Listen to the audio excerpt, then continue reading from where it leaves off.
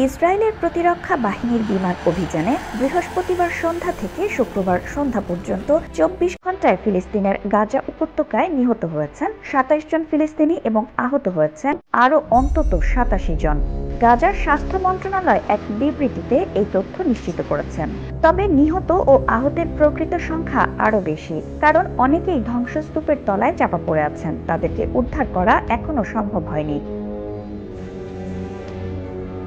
২০২৩ সালের অক্টোবর থেকে গাজায় অভিযান শুরু করে আইডিএফ। শুক্রবারের অভিযানের পর গত ১.৫ বছরে উপত্যকায় মোট নিহত ও আহতের সংখ্যা পৌঁছেছে যথাক্রমে ৫০,৬০৯ জন এবং ১,১৫,০৬৩ জনে। এই নিহত এবং আহতদের ৫৬% নারী ও শিশু।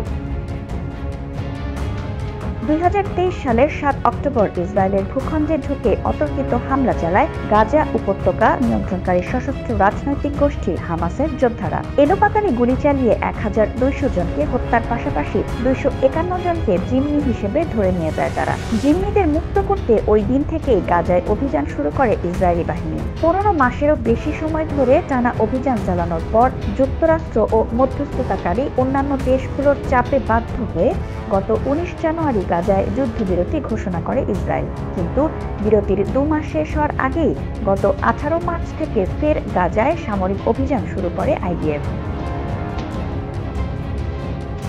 দ্বিতীয় দফার এ অভিযানে গত প্রায় ২ মাসে দিনে গাজায় নিহত হয়েছেন ২,৬৭৮ জন ফিলিস্তিনি এবং আহত হয়েছেন আরও ৭,৩০৮ জন।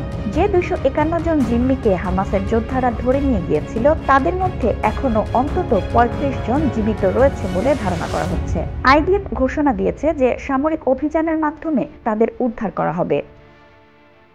জাতিসংঘ ও আন্তর্জাতিক সম্প্রদায়ের পক্ষ থেকে এ পর্যন্ত বেশ কয়েকবার গাজায় সামরিক অভিযান বন্ধের জন্য ইসরায়েলের প্রধানমন্ত্রী বেঞ্জামিন নেতানিয়াহুকে আহ্বান জানানো হয়েছে। ইতোমধ্যে জাতিসংঘের আদালত নামে পরিচিত ইন্টারন্যাশনাল কোর্ট অব জাস্টিসে ইসরায়েলের বিরুদ্ধে গণহত্যার মামলাও দায়ের করা হয়েছে। তবে নেতানিয়াহু স্পষ্টভাবে জানিয়েছেন, হামাসকে পুরোপুরি দুর্বল ও অকার্যকর করা এবং জিম্মিদের মুক্ত করা এই অভিযানের লক্ষ্য এবং লক্ষ্য পূরণ না হওয়া পর্যন্ত অভিযান চলবে গাজায়।